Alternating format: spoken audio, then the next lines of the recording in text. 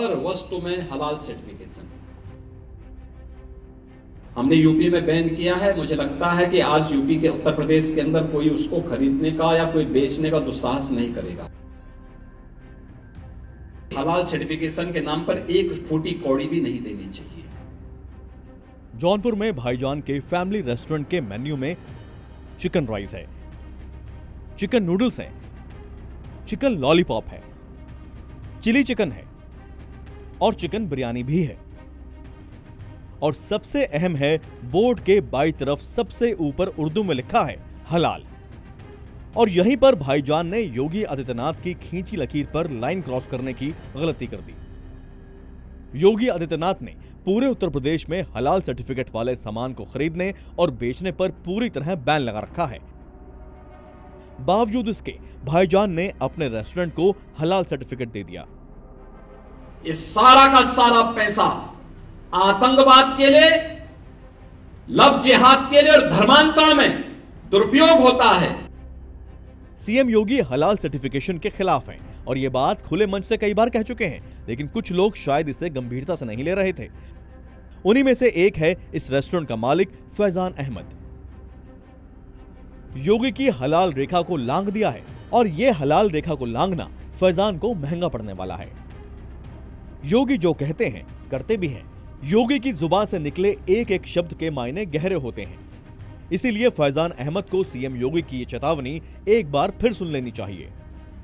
हलाल सर्टिफिकेशन के नाम पर भारत के उपभोक्ताओं का शोषण करने वालों के खिलाफ सख्त कार्रवाई होनी ही चाहिए।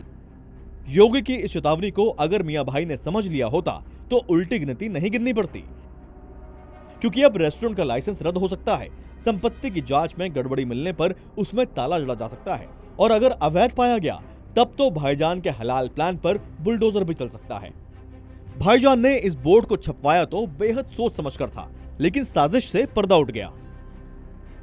रेस्टोरेंट के बोर्ड पर सब कुछ हिंदी में लिखा है, लेकिन देखिए हलाल शब्द को ही उर्दू में लिखा गया है, जो भाईजान की बड़ी साजिश की ओर इशारा करता है। सवाल उठता है कि हलाल शब्द को उर्दू में लिखकर क्या फैजान अहमद किसी बड़े खेल को छिपाना चाहता था?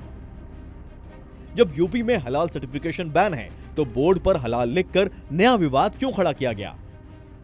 भाईजान ने हलाल वाला प्लान तो बहुत सोच समझकर बनाया था, लेकिन योगी प्रशासन की नजरों से वो बच नहीं पाया।